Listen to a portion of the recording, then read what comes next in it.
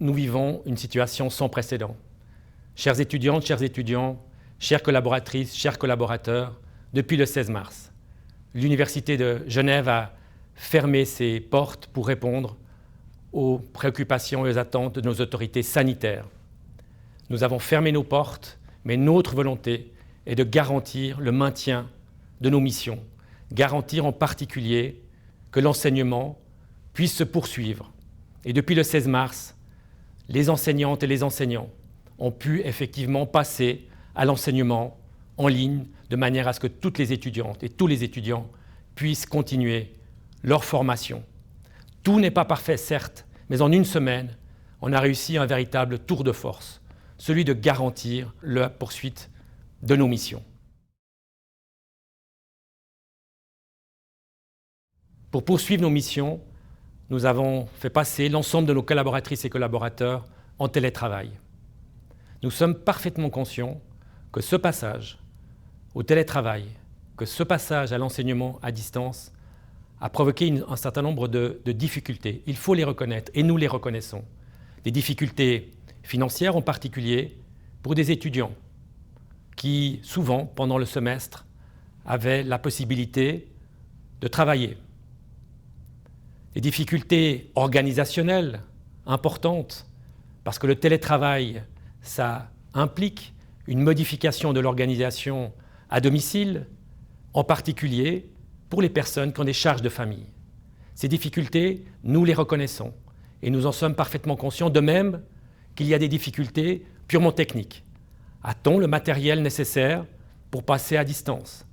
Disposons-nous effectivement des ordinateurs qui nous permettent de travailler en toute confiance et en toute sérénité en télétravail?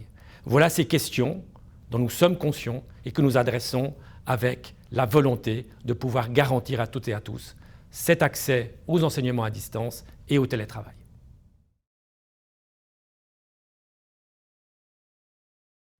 Parce que l'Université de Genève a réussi, en un temps record, à mettre sur pied des enseignements à distance, le rectorat, en consultation avec les doyennes et les doyens, en consultation aussi avec les directeurs et directrices de centres, en tenant compte aussi des remarques qui ont été formulées par les associations d'étudiants, le rectorat a décidé de maintenir les examens aux dates prévues.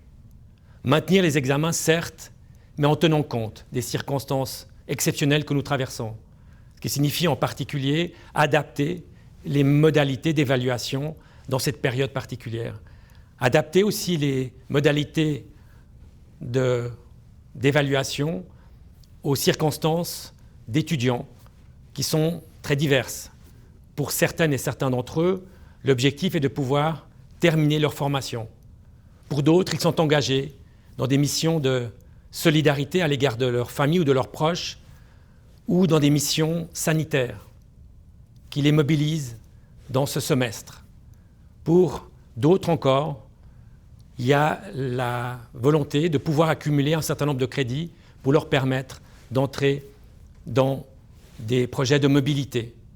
Quoi qu'il en soit, pour toutes celles et tous ceux qui sont aujourd'hui concernés par cette décision, la volonté du rectorat est de maintenir la qualité des titres et des diplômes qui sont délivrés à nos étudiantes et à nos étudiants, car c'est un bagage qui va les accompagner durant toute leur existence.